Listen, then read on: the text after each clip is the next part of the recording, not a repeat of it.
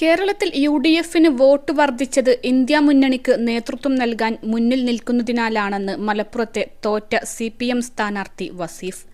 ചരിത്രത്തിലെ ഏറ്റവും വലിയ ഭൂരിപക്ഷമായ 3 ലക്ഷം വോട്ടിനാണ് വസീഫ് യു.ഡി.എഫ് സ്ഥാനാർത്ഥി E.T. മുഹമ്മദ് ബഷീറിനോട് ഇത്തവണ പരാജയപ്പെട്ടത്.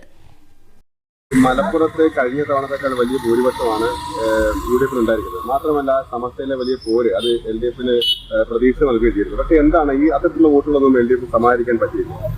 നമ്മൾ പ്രതീക്ഷിച്ചതുപോലെ വോട്ട് കിട്ടിയിരുന്നെങ്കിൽ നമ്മൾ ജയിക്കുമല്ലോ.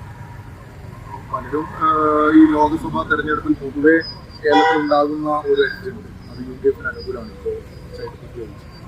അത് അവർ നന്നായിട്ട് അവർക്ക് ഗുണകരമാക്കുന്ന തരത്തിലേക്കുള്ള പ്രവർത്തനങ്ങൾ ഉണ്ടായി. അതോടൊപ്പം നിങ്ങൾ ഈ പറയുന്ന പോലെ 2019 മലപ്പുറത്ത് വോട്ട് കൂടിയതാണ്. 3,43,000 വോട്ട് മലപ്പുറത്ത് കിട്ടി എന്നാണ് കണക്ക്.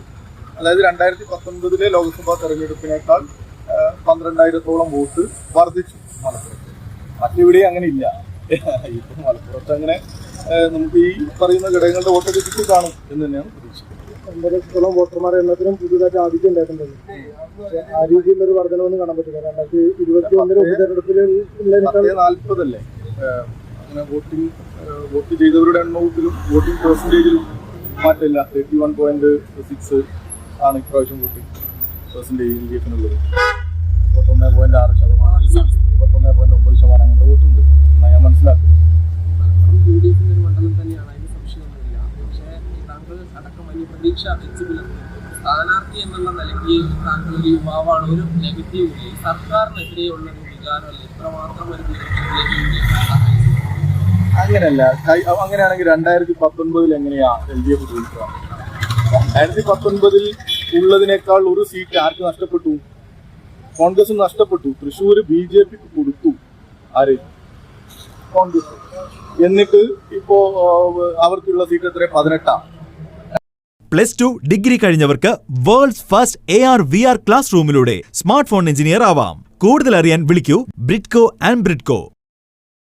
വികാരം ഇല്ല എന്നല്ലേ മനസ്സിലാക്കേണ്ടത്. CPM ശക്തികേന്ദ്രമായപ്പോ പെരുന്തമണ്ണ, എലങ്കുളം, പുലാമന്തോളം ഉൾപ്പെടെയുള്ള ഓരോ ബൂത്ത് അടിസ്ഥാനത്തിൽ അവിടെയൊക്കെ CPM-ആണോ നിയമസഭയിൽ ജയിച്ചത്?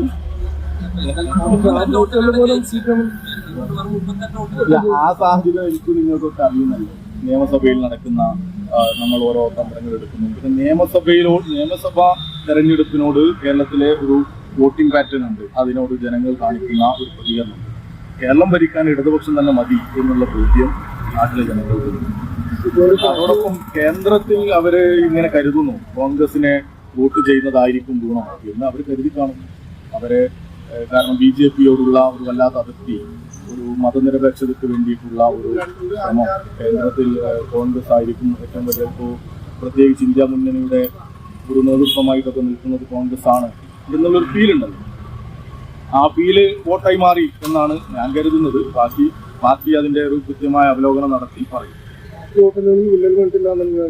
പാർട്ടി വോട്ടിൽ വിള്ളൽ വീണ 3,43,000 വോട്ട് എങ്ങനെ കിട്ടും മലപ്പുറത്ത് ഉൾപ്പെടെ? ഇത്രയൊക്കെ അല്ലേ ബാക്കിയൊക്കെ ഈ വോട്ടർമാരല്ലേ. അങ്ങനെ വലിയ വിള്ളലുണ്ട് എന്നുള്ള അഭിപ്രായം എനിക്കില്ല. ബാക്കി പരിശോധന നടത്തട്ടെ, അപ്പൊ നടന്നു വരുന്നല്ലേ.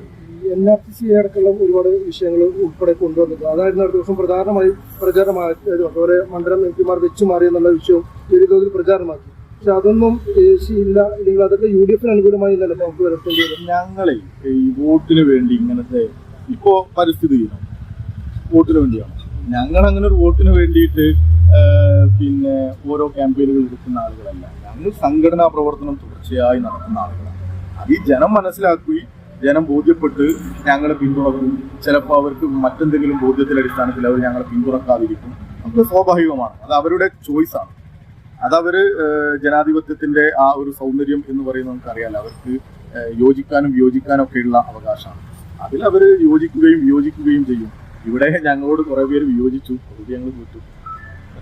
അൽസലാമ ഐ ഹോസ്പിറ്റൽ 21 ലക്ഷത്തോളം സന്തുഷ്ടരായ ഉപഭോക്താക്കളും 2 ലക്ഷത്തോളം തിമിര ശസ്ത്രക്രിയകളും പൂർത്തിയാക്കിയ മലബാറിലെ ഏക കണ്ണാശുപത്രി. ലോകോത്തര നിലവാരമുള്ള ചികിത്സാ സംവിധാനങ്ങൾ, എല്ലാ നേത്രരോഗ ചികിത്സാ സൗകര്യങ്ങളും വിദഗ്ധരായ ഡോക്ടർമാരുടെ മേൽനോട്ടത്തിൽ.